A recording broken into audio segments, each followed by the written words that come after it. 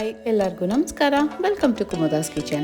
ನಾನಿವತ್ತು ಟ್ರೆಡಿಷ್ನಲ್ ಸ್ಟೈಲಲ್ಲಿ ಪಡ್ಡು ಹಾಗೂ ಅದಕ್ಕೆ ಬೆಸ್ಟ್ ಕಾಂಬಿನೇಷನ್ ಆಗಿರೋಂಥ ಕಡಲೆಕಾಯಿ ಬೀಜದ ಚಟ್ನಿ ಮಾಡಿ ತೋರಿಸ್ತಾ ಇದ್ದೀನಿ. ಬನ್ನಿ ಹೇಗೆ ಮಾಡೋದು ನೋಡೋಣ. ಫಸ್ಟು ಹಿಟ್ಟು ಮಾಡ್ಕೊಳ್ಳೋದಕ್ಕೆ ನಾನು 3 ಕಪ್ಪಷ್ಟು ದೋಸೆ ಅಕ್ಕಿ ತೊಗೊತಾ ಇದ್ದೀನಿ. ನಿಮ್ಮ ಮನೇಲಿ ಏನಾದ್ರು ರೇಷನ್ ಅಕ್ಕಿ ಇದ್ದರೆ ಅದನ್ನು ತೊಗೋಬೋದು, ತುಂಬ ಚೆನ್ನಾಗಿರುತ್ತೆ. 3 ಕಪ್ ಅಕ್ಕಿಗೆ 1 ಕಪ್ಪಷ್ಟು ಉದ್ದಿನಬೇಳೆ ಹಾಕ್ತಾಯಿದ್ದೀನಿ.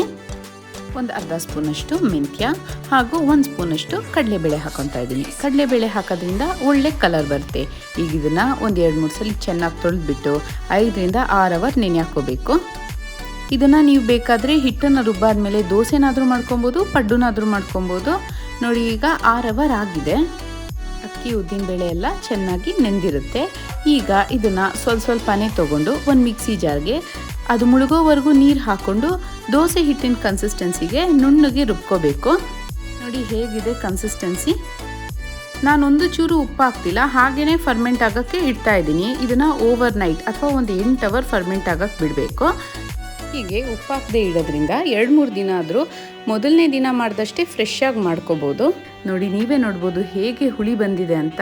ಮಿಕ್ಸ್ ಮಾಡಿದ್ರೆ ನೋಡಿ ಎಷ್ಟು ಚೆನ್ನಾಗಿ ಹುಳಿ ಬಂದಿದೆ. ಇದನ್ನು ನೀಟಾಗಿ ಮಿಕ್ಸ್ ಮಾಡ್ಕೋಬೇಕು. ಮಿಕ್ಸ್ ಮಾಡಿಕೊಂಡು ನಿಮ್ಗೆ ಎಷ್ಟು ಬೇಕೋ ಅಷ್ಟನ್ನು ತೆಗೆದಿಟ್ಕೊಂಡು ಪಡ್ಡು ಮಾಡ್ಕೋಬೋದು. ಈಗ ಇದಕ್ಕೆ ನಾನು ಒಗ್ಗರಣೆ ಹಾಕ್ಕೊತಾ ಇದ್ದೀನಿ. ಒಗ್ಗರಣೆ ಮಾಡ್ಕೊಳ್ಳೋದಕ್ಕೆ ಒಂದು 3 ಟೇಬಲ್ ಸ್ಪೂನಷ್ಟು ಎಣ್ಣೆ ಹಾಕ್ಕೊತಾ ಇದ್ದೀನಿ. ಎಣ್ಣೆ ಎಲ್ಲ ಬಿಸಿ ಆದಮೇಲೆ 1 ಸ್ಪೂನಷ್ಟು ಸಾಸಿವೆ ಹಾಗೂ ಒಂದು ಸ್ವಲ್ಪ ಕರಿಬೇವಿನ ಸೊಪ್ಪನ್ನ ಸಣ್ಣಗೆ ಹೆಚ್ಕೊಂಡು ಹಾಕ್ಕೊತಾ ಇದ್ದೀನಿ. ಒಂದು 2ರಿಂದ 3 ಹಸಿಮೆಣ್ಸಿನ್ಕಾಯಿನೂ ಸಣ್ಣಗೆ ಹೆಚ್ಕೋಬೇಕು. ಮಧ್ಯದಲ್ಲಿ ಸ್ಲಿಟ್ ಮಾಡಿಬಿಟ್ಟು ಹೆಚ್ಚಿ, ಅವಾಗ ತುಂಬ ಸಣ್ಣಗಾಗುತ್ತೆ. 2 ಮೀಡಿಯಮ್ ಸೈಜ್ ಈರುಳ್ಳಿನೂ ಸಣ್ಣಗೆ ಹೆಚ್ಚಿಟ್ಕೊಂಡು ಹಾಕ್ಕೊತಾ ಇದ್ದೀನಿ. ಅದನ್ನು ಟ್ರಾನ್ಸ್ಪರೆಂಟ್ ಆಗೋವರೆಗೂ ಚೆನ್ನಾಗಿ ಹುರ್ಕೋಬೇಕು. ಈಗ ನೋಡಿ ಈರುಳ್ಳಿ ಎಲ್ಲ ಚೆನ್ನಾಗಿ ಫ್ರೈ ಆಗಿ ಟ್ರಾನ್ಸ್ಪರೆಂಟ್ ಆಗಿದೆ. ಇದನ್ನು ಒಂದು ಸ್ವಲ್ಪ ಆರೋದಕ್ಕೆ ಬಿಡೋಣ.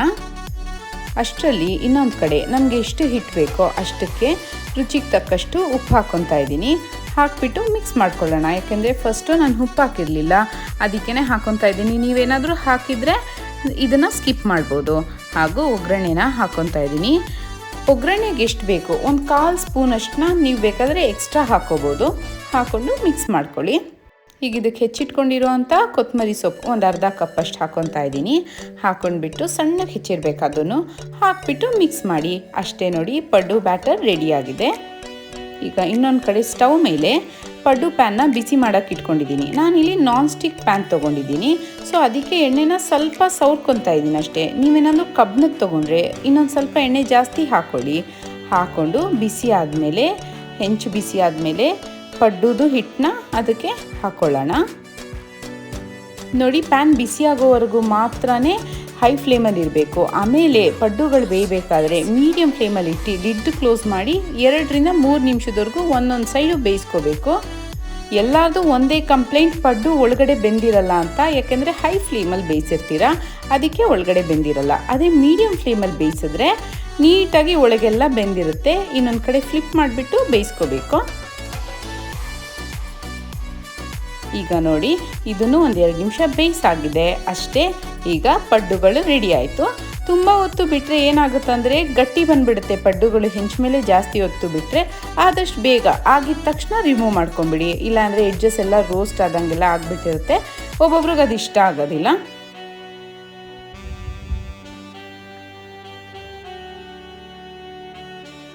ಅಷ್ಟೇ ನೋಡಿ. ಈಗ ಇದ್ರೊಳಗಡೆ ನೋಡೋಣ ಹೇಗೆ ಬೆಂದಿದೆ ಅಂತ ಅಂದ್ಬಿಟ್ಟು.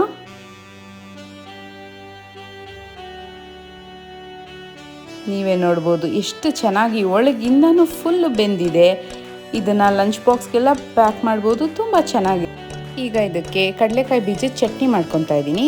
ಒಂದು ಅರ್ಧ ಕಪ್ಪಷ್ಟು ಕಡಲೆಕಾಯಿ ಬೀಜ ಹಾಕ್ಕೊಂಡು ಅದು ಕೆಂಪಗಾಗಬೇಕು ಅಲ್ಲಿವರೆಗೂ ಹುರ್ಕೊಳ್ಳಿ. ನೋಡಿ ನೀವೇ ಗಮನಿಸ್ಬೋದು ಮೇಲೆಲ್ಲ ಹೇಗೆ ಕಪ್ ಕಲರ್ ಬರ್ತಾ ಇದೆ. ಆ ಕಲರ್ ಚೇಂಜ್ ಆಗಬೇಕು. ಅಲ್ಲಿವರೆಗೂ ಮೀಡಿಯಮ್ ಫ್ಲೇಮಲ್ಲಿ ಹುರ್ಕೊಳ್ಳಿ. ಈಗ ಇದ್ರ ಜೊತೆಗೆ ಒಂದು ಅರ್ಧ ಹುರಿದಾದ್ಮೇಲೆ ಕಡಲೆಕಾಯಿ ಬೀಜನ ಒಂದು 5ರಿಂದ 6 ಒಣಮೆಣ್ಸಿನ್ಕಾಯಿ ಹಾಕ್ಕೊಂಡು, ಒಣಮೆಣ್ಸಿನ್ಕಾಯಿ ಎಲ್ಲ ಸ್ವಲ್ಪ ದಪ್ಪ ಆಗಬೇಕು, ಊದ್ಕೋಬೇಕು, ಅಲ್ಲಿವರೆಗೂ ಹುರ್ಕೊಳ್ಳಿ. ಅಂದರೆ ಕನ್ಸಿಸ್ಟೆನ್ಸಿ ಹೇಳ್ತಾ ಇದ್ದೀನಿ ಎಷ್ಟು ಹುರಿಬೇಕಂತ. ಈಗ ಇದನ್ನು ಆರಕ್ಕೆ ಬಿಡೋಣ. ಒಂದು ಮಿಕ್ಸಿ ಜಾರ್ಗೆ ಮೆಣಸಿನ್ಕಾಯಿ ಎಲ್ಲ ಟ್ರಾನ್ಸ್ಫರ್ ಮಾಡ್ಕೊಂಡಿದ್ದೀನಿ. ಕಡಲೆಕಾಯಿ ಬೀಜದ ಸಿಪ್ಪೆ ಎಲ್ಲ ತೆಗೆದುಬಿಟ್ಟು ಅದನ್ನು ಹಾಕ್ಕೊತಾ ಇದ್ದೀನಿ. ಒಂದು 3ರಿಂದ 4 ಟೇಬಲ್ ಸ್ಪೂನಷ್ಟು ತೆಂಗಿನ ತುರಿ ಹಾಕ್ಕೊತಾ ಇದ್ದೀನಿ. ಒಂದು ಅರ್ಧ ಸ್ಪೂನಷ್ಟು ಜೀರಿಗೆ ಹಾಗೂ ರುಚಿಗೆ ತಕ್ಕಷ್ಟು ಉಪ್ಪು ಹಾಕ್ಕೊಳ್ಳೋಣ. ಒಂದೇ ಒಂದು ಚೂರು ಹುಣಸೆ ಹಣ್ಣು ಹಾಕ್ಕೊಳ್ಳಿ, ಇಲ್ಲಾಂದರೆ ನೀವು ಬೇಕಾದ್ರೆ ಲಾಸ್ಟಲ್ಲಿ ನಿಂಬೆಹಣ್ಣು ಹಾಕ್ಕೋಬೋದು. ಒಂದು ಸ್ವಲ್ಪ ಕೊತ್ತಂಬರಿ ಸೊಪ್ಪು ಹಾಕ್ಕೊಂಡು ಚೂರು ನೀರು ಹಾಕಬಾರ್ದು. ಹಾಗೆ ರುಬ್ಬೋದ್ರಿಂದ ಕಡಲೆಕಾಯಿ ಬೀಜ ಮೆಣಸಿನ್ಕಾಯಿ ಎಲ್ಲ ನುಣ್ಣಗಾಗುತ್ತೆ. ಈಗ ಇದಕ್ಕೇ ಒಂದು ಅರ್ಧ ಕಪ್ಪಷ್ಟು ನೀರು ಹಾಕಿಬಿಟ್ಟು ರುಬ್ಕೊಳ್ಳೋಣ. ಅಷ್ಟೇ ನೋಡಿ ತುಂಬ ನುಣ್ಣಗೆ ರುಬ್ಬಾರ್ದು. ಕನ್ಸಿಸ್ಟೆನ್ಸಿ ನೋಡಿ ಹೇಗಿದೆ, ಸ್ವಲ್ಪ ತರ್ತರಿಯಾಗಿರಬೇಕು.